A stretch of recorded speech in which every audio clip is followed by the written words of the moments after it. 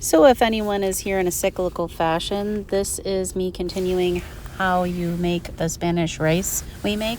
And just to finish that off, you, after the water has boiled out, scoop it around the sides and kind of make almost a mountain, then cover it with aluminum foil and put the lid on 25 minutes. Your rice is done. You're welcome to fluff it if it's still a little undercooked and then cook it a little longer, but usually it's perfect.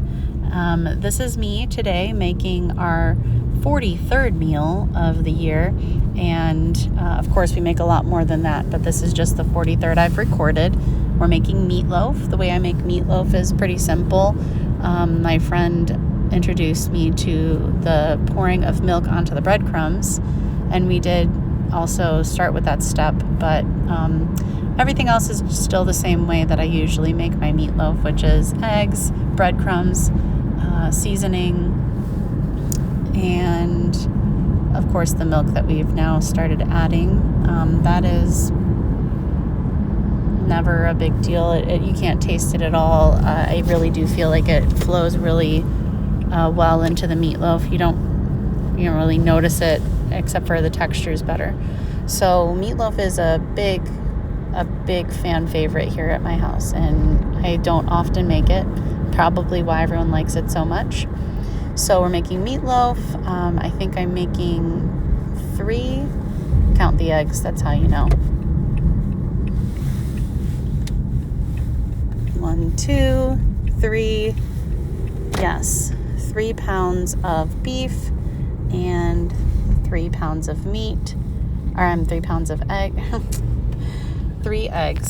So once you get everything in the bowl, sometimes you can let the bread kind of soak up the milk.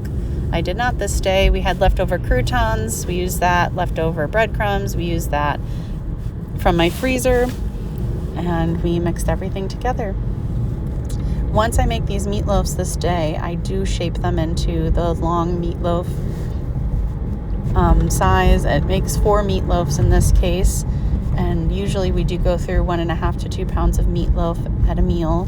That being said, I do feed my grandmother and my husband for lunch the next day, and often an extra meal depending. It'll be usually a lunch for the kids and I. So usually we get 2 meals out of this. And this did not disappoint. It was very delicious. We did make it with potatoes. I did not do the intended macaroni and cheese, but we made mashed potatoes with it. And I usually choose green beans for pretty much every meal, but this day my daughter wanted peas, so we had peas, and I had a little salad to kind of go along with it for myself. But I never need my kids to have multiple vegetables. I just let them choose which vegetable they'd like to have, and the meal is balanced. It was delicious. So important to say with the rice situation, if you do make the rice, there's so many little factors to it, but if you make it yourself, I highly recommend getting the special Isuzu rice pans. That's Izuze. And once you do that, you're going to find that it's going to cook better. I've never really had any success in any other pan, and I've tried multiple pans. So that's it for today, and this is the way the meatloaf turned out.